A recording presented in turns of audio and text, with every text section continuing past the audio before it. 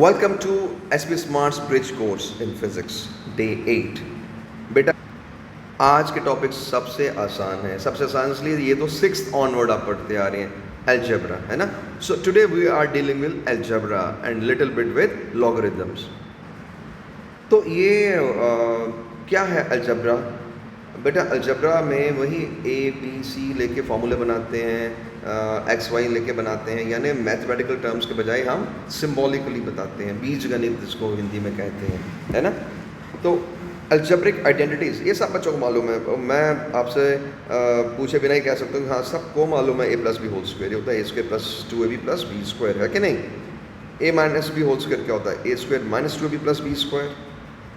A plus B to A minus B क्या होता है A square minus B square. A minus B square plus 4ab क्या होता है A plus B whole square.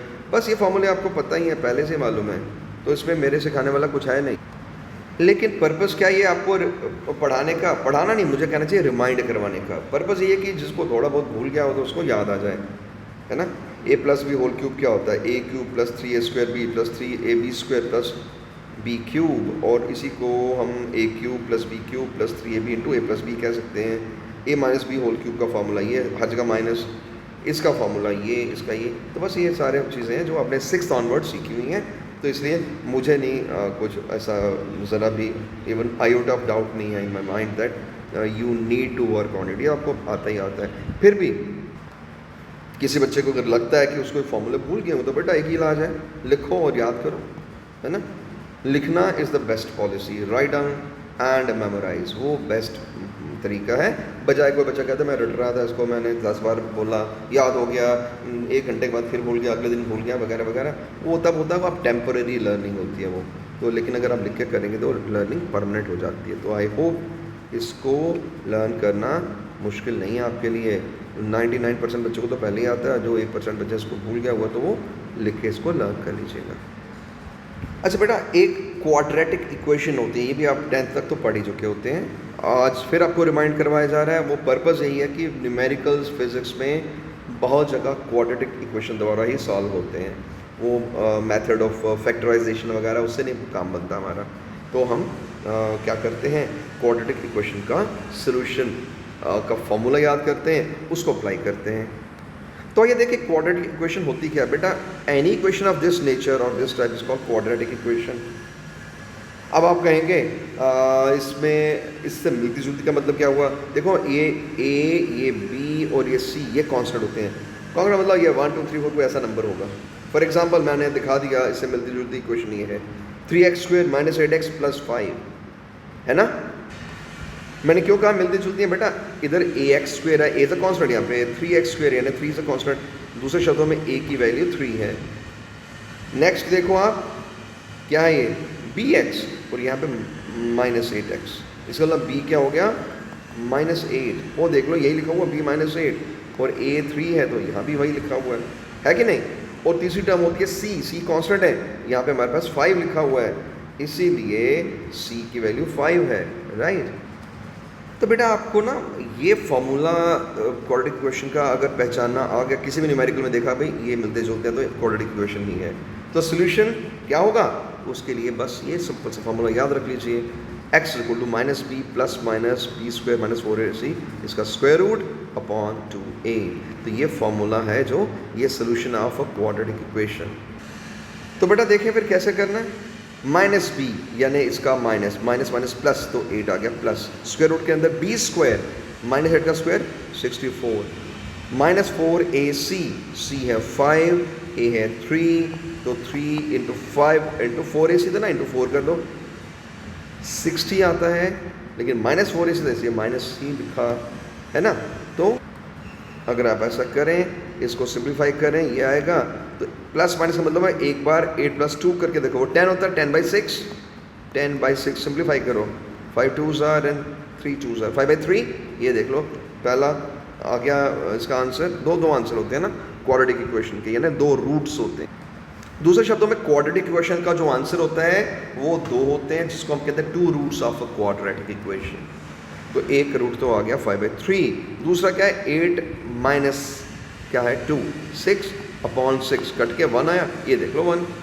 तो इस तरह से हमने कि क्वाड्रेटिक इक्वेशन के द्वारा उसके सोल्यूशन का फॉर्मूला सीखने के बाद क्वेश्चन हल करना कितना आसान हो जाता है। एक और क्वेश्चन देखें, 6x² - 4x - 1, इसको सॉल्व करें। बेटा ये भी क्वाड्रेटिक इक्वेशन है ना, यहाँ पे a 6 है, ये देख लो, b -4 है, c -1 है कि नहीं।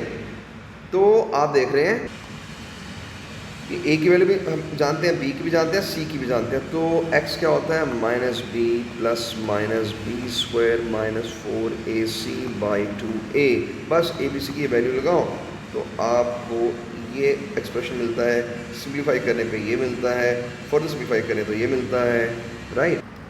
और फिर आगे चल के आप देखते हैं कि 4/12 1/3 होता है ना, ये आ गया। 2/12 1/6 होगा, ये 1/6 है। अंदर 5 × 2 10 है रूट के अंदर। तो यहाँ जो एक्सप्रेशंस आए हैं उनको फर्दर सिंप्लीफाई करें तो ये प्लस माइनस का मतलब एक बार करो प्लस, एक बार करो माइनस, तो उनको फर्दर सिंप्लीफाई करें तो बेटा ये आंसर आता है। डेसिमल में मैंने आपको दिखा दिया। तो चाहे क्वेश्चन देखने में कॉम्प्लिकेटेड लगता हो, लेकिन अगर आपको क्वाड्रेटिक इक्वेशन का ये वाला फॉर्मूला याद है, और मैं कहता हूँ याद होना चाहिए, अगर वाली बात नहीं, यहाँ पे है कि आपको ये याद होना चाहिए, you should no this formula. तभी मैंने आपको ये क्वाड्रेटिक इक्वेशन का फिर से रिवीजन करवा दिया। तो इस फॉर्मूले को लगाओ, आपके आंसर आसानी से आ जाएंगे।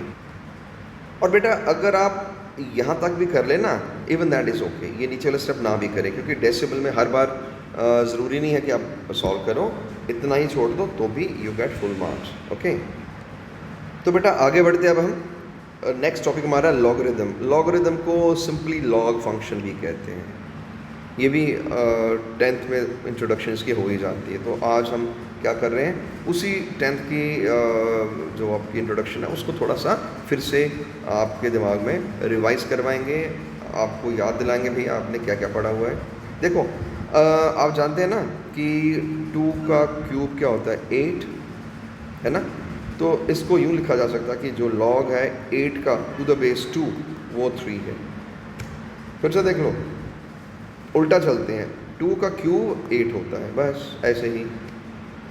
ठीक वैसे ही जैसे मैं बताऊँ आपको कि log of 1000 to the base 10 3 है। तो इसका मतलब जानते हो क्या है, इसका मतलब है कि 10 की पावर 3 जो है दैट इज़ 1000। तो बस लिखने का ही तरीका है। मैथमेटिक्स में आप किसी नंबर को कैसे भी लिख सकते हैं, तो ये एक रिप्रेजेंटेशन है। तो बेटा लॉग का मतलब होता है टू कट शॉर्ट, छोटा करना, है ना। जब लॉग ऑफ वुड, बड़ी लंबी छोटी लकड़ी तो लॉग बनाते हैं काट काट के, तो लॉग का मतलब ये है टू कट शॉर्ट। तो बजाय कि हम ये ऐसे लिखें, हम लॉग 1000 का टू द बेस 10 3 लिख सकते हैं। तो ये एक तरीका है लिखने का। इन जनरल हम ये कह सकते हैं कि अगर कोई ऐसा एक्सप्रेशन है आपके पास log n to the base a, नीचे वाले को बेस बोलना है, ठीक है, x है वो, तो a की पावर x n होना चाहिए। ये देख लो भाई बताया हुआ मैंने, ठीक है बेटा। अब ये इसके रिलेटेड क्वेश्चन कैसे आएंगे बेटा। पहली बात तो ये कि I am not teaching mathematics की, मैं कहूँ एब्सोल्युटली सवाल लॉग के ऊपर आएंगे। हमें फिज़िक्स के न्यूमेरिकल्स में कहीं कहीं लॉग आता है, हमें उस पॉइंट ऑफ व्यू से तैयारी करनी है, बात समझ रहे ना। इसलिए मैं डिटेल में लॉग नहीं पढ़ाऊंगा आपको, मैं वही ट्रिक सिखाऊंगा कि किस तरह से फिज़िक्स के न्यूमेरिकल में आप लॉग कहीं हो तो उसका कैसे सिंप्लीफिकेशन की जाए। और बेटा ब्रिज कोर्स का पर्पज़ ही ये है कि आपको पुरानी चीज़ें बार बार रिमाइंड करवा देना, ताकि आपको सहूलियत हो जाए, आसानी हो जाए to solve numericals eight 11th और 12th क्लास लेवल, ठीक है। तो देखें log a to the base a, बड़ा सिंपल सी बात है, a का पावर 1 इज़ a, है ना। a कितने हो 1, तो a होता है। इसीलिए जब कभी पूछा जाए कि log a to the base a कितना होता है, आप कहेंगे 1 होता है। वही ये क्या था, ये मालूम करो, ठीक है ना। log e to the base e वो भी 1 होता है, log y to the base y वो भी 1 होता है, आप समझ दोगे ना, है ना। तो log a cube two the base a, तो बेटा वो सिंपल सी बात है, वो 3 होता है ना। a का क्यूब जो है ना, a पावर इसके ऊपर बिठा दो is equal to a cube. ये तभी संभव है ना अगर ये 3 हो। I hope you got my point. ये कोई पूछ रहा ना ये कितना है, तो आपने कहा ना ये 3 है, क्योंकि a का क्यूब है ना, तो बस 3 लिख दो। Log of 1 to the base a, बेटा a को कितनी पावर बनाए 1 हो, हम जानते हैं ना एनीथिंग पावर 0 1 होता है, x की पावर 0 भी 1, इवन 100 या 1000 कुछ में वैल्यू पावर 0 करो तो वो 1 ही होता है। तो इन शॉर्ट हम कह सकते हैं कि log 1 to the base a कितना है, तो वो बच्चे वो 0 है ना, क्योंकि a की पावर 0 तभी ये 1 बनता है।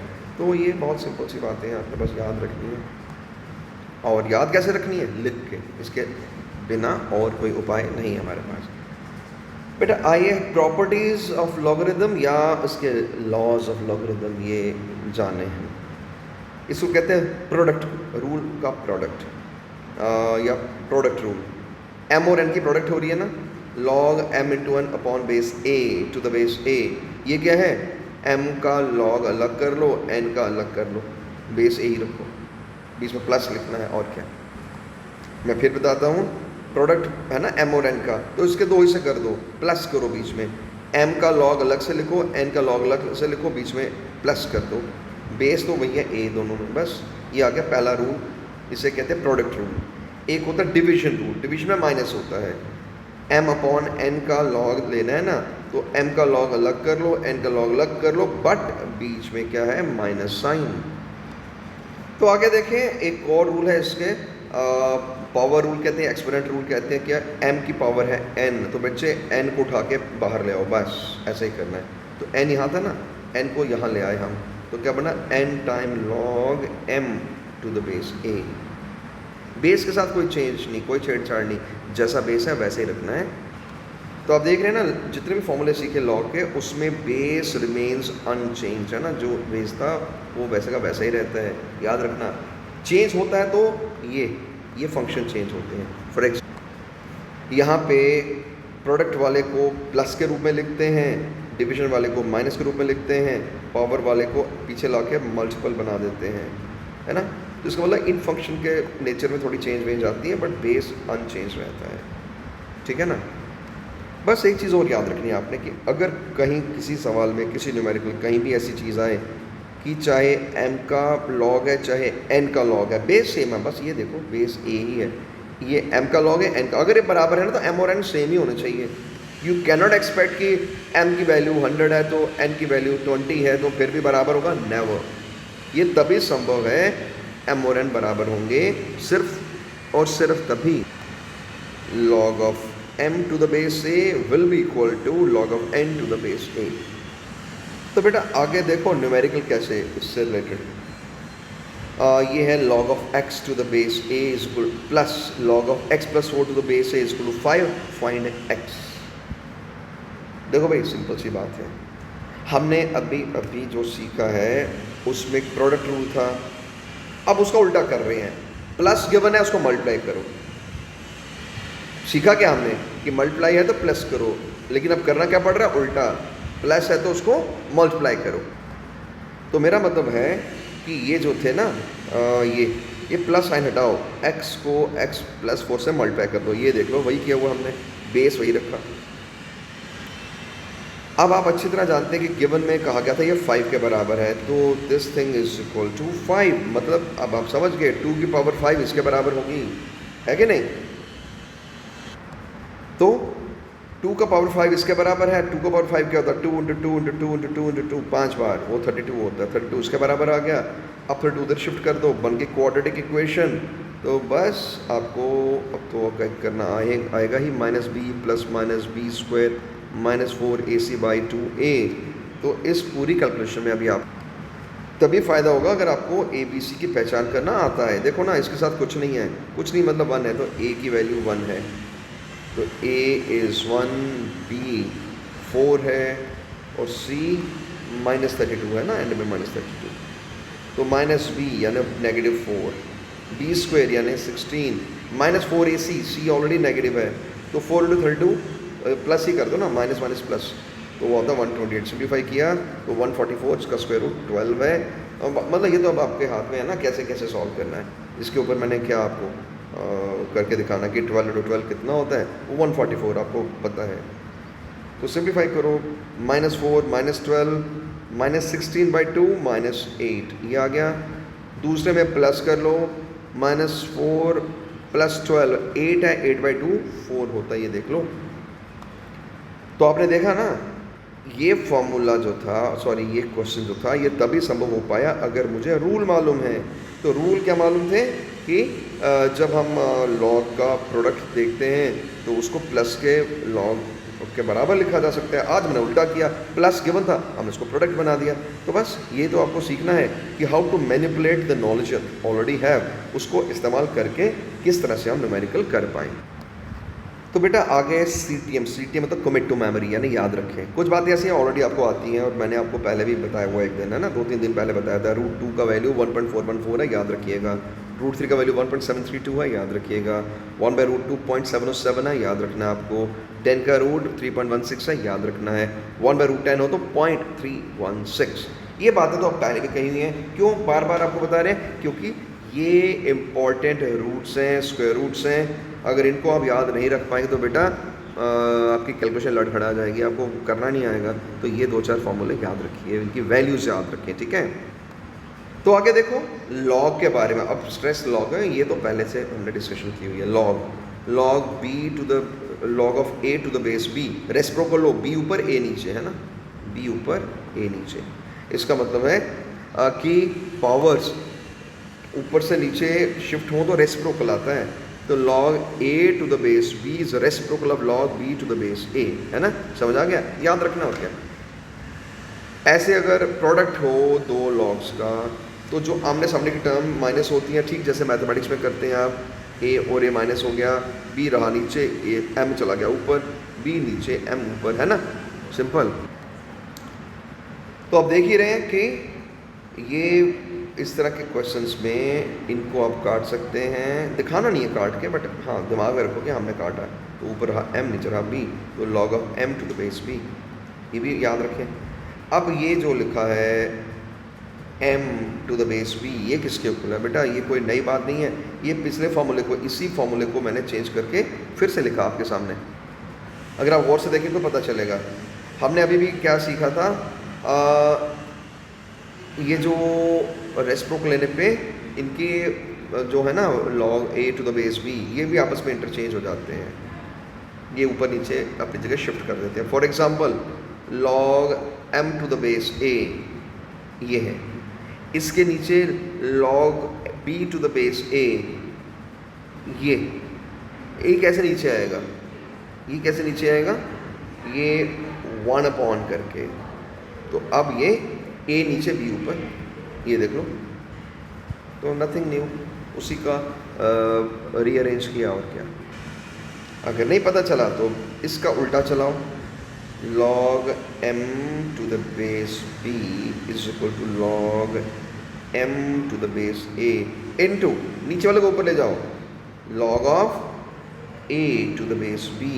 तो बेटा यही तो था पहले, ये देखो है कि नहीं। इसलिए you should know how to move forward, how to move backward, यही मैनिपुलेशन करना तो आपको हम सिखा रहे हैं। चलिए आगे देखें। ऊपर नीचे सेम हो तो 1 होता है answer. log b to the base b 1, log c to the base c वो भी 1, log 1 to the base b वो 0। क्यों बताया तो था ना, b पावर 0 1 होता है, एनीथिंग पावर 0 1 होता है, इसलिए ये भी आपको याद ही होगा। अब देखो उल्टा, log of 0 to the base b, बेटा इसका तो कोई तरीका नहीं है हमारे पास। b की क्या वैल्यू बनाए कि ये हो जाए 0 हो जाए, नहीं बता सकते। इसको कहते हैं अनडिटर्मिनेबल। अनडिटर्मिनेबल मीन्स ये संभव नहीं है हमारे द्वारा इसको सॉल्व करना। सो इस क्वेश्चन का कोई सोल्यूशन नहीं है, तो हम इसको कहते हैं इट इज़ अनडिटर्मिनेबल। बेटा ये इतना कुछ करने के बाद लॉग का आखिरी टॉपिक है, आज के लेक्चर का आखिरी टॉपिक, वो क्या है? Types of logarithms. बेटा लॉगरिदम 2 प्रकार के हैं।